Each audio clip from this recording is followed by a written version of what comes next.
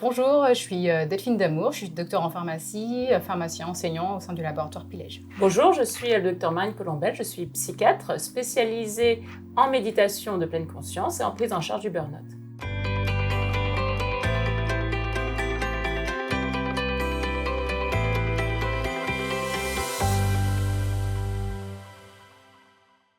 Alors, il y a deux grands types de chronotypes du sommeil. Il y a les gens qui se couchent tôt et les gens qui se couchent tard et qui vont plutôt avoir un sommeil plutôt sur le matin. Ce qu'on sait maintenant, il y a beaucoup d'études qui ressortent qui disent que les gens qui sont plutôt du soir, ça veut dire qu'ils peuvent se coucher facilement tard le soir, sont des chronos flexibles. Ça veut dire qu'ils ont une possibilité d'adapter leur mode de vie finalement. Par exemple, au niveau du travail, c'est des gens qui possiblement vont pouvoir travailler de nuit avec, on va dire, le moins de conséquences, en tout cas au niveau corporel. Les gens qui sont plutôt du matin, des lève-tôt, sont des chronotypes plutôt du matin, eux sont plutôt des chronos rigides. Ça veut dire qu'ils ont une forme d'inflexibilité du sommeil.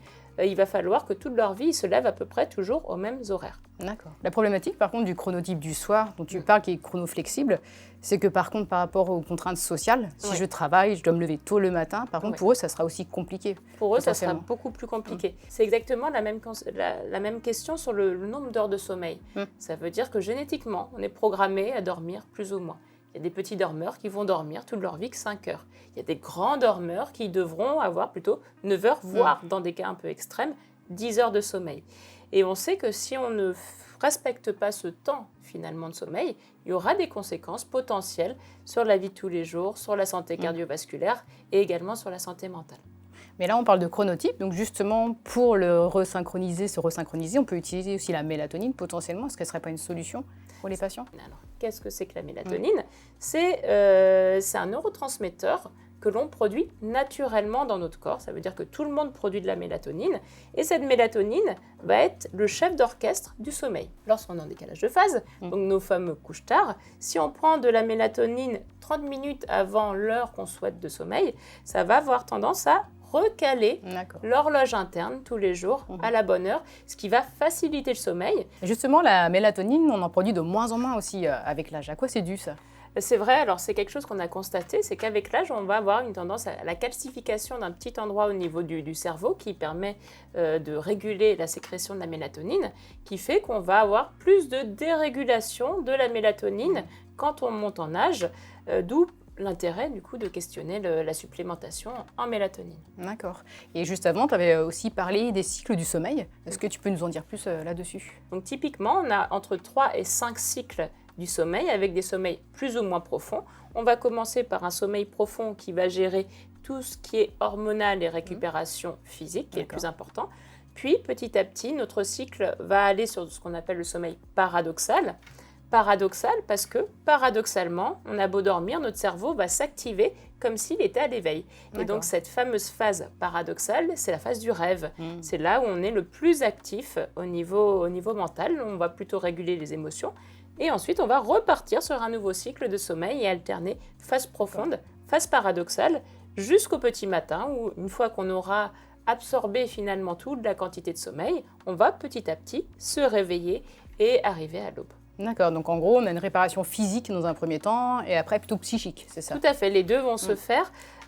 Très important du coup de pouvoir aller jusque dans ces fameuses phases profondes, d'avoir un sommeil de qualité, parce que si on ne les atteint pas, on aura automatiquement une dérégulation à la fois hormonale, mais aussi quelque chose qu'on n'a pas parlé, de la qualité du microbiote. Alors ça, c'est quelque chose qui est peut-être moins instinctif, mais on sait que notre microbiote va fonctionner de façon différente en fonction des phases du sommeil, en fonction du rythme jour-nuit. D'accord. Notre cerveau et nos intestins communiquent tout le temps et ils communiquent dans les deux sens.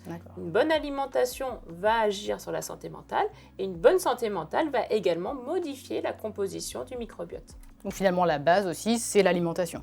Ça va être hyper important. On y revient toujours, cette fameuse alimentation. Donc en gros, il y a l'alimentation, le sommeil. Moi, je rajouterais quand même l'activité physique, hyper important. Bien sûr, activité physique. Mais l'idéal, c'est même de la pratiquer dehors. Pourquoi ? Là, c'est l'idéal. Alors, activité physique parce qu'on va libérer des endorphines et dehors parce qu'il y a du soleil. Enfin, en tout cas, on essaye d'en avoir. ce fameux sommeil, il va fabriquer ce qu'on appelle la vitamine D. Alors la vitamine D, on la connaît beaucoup pour les os. Ce qu'on sait moins, c'est qu'elle a un rôle très important pour éviter les troubles anxieux et les troubles dépressifs. Et on va la sécréter grâce à l'action du soleil sur la peau. Donc plus on sort, plus on va fabriquer de la vitamine D et plus ça ira bien au niveau de la santé mentale. Donc là, s'il y a 2 points à retenir du coup de notre discussion aujourd'hui. 2, ça va être compliqué, il va falloir redire. Alors, Alors le premier, le sommeil, ce n'est pas accessoire. On fait attention au contexte pour dormir et à la qualité du sommeil. Premier point. Deuxième point, le sommeil c'est bien mais ça ne fait pas tout. On fait également attention à son alimentation, à son activité. Et je suis psychiatre, donc je rajoute toujours à sa vie sociale. Sortir, voir des amis, avoir des activités qui nous nourrissent. Là aussi, c'est très important pour la santé mentale. Complètement. Et moi, je dirais pour conclure que finalement, comme tu l'as dit, c'est vital le sommeil. Donc si vous avez des troubles du sommeil, vous avez besoin de vous faire accompagner, n'hésitez pas vraiment d'aller voir vos professionnels de santé de proximité, tels que le pharmacien, donc à l'officine ou préparateur, qui vont pouvoir vous accompagner, vous proposer un accompagnement adapté à votre problématique, avec des plantes, avec des micronutriments, la vitamine D, le magnésium ou autres, et vous orienter aussi, si besoin, vers d'autres professionnels de santé. Donc prenez soin de votre sommeil.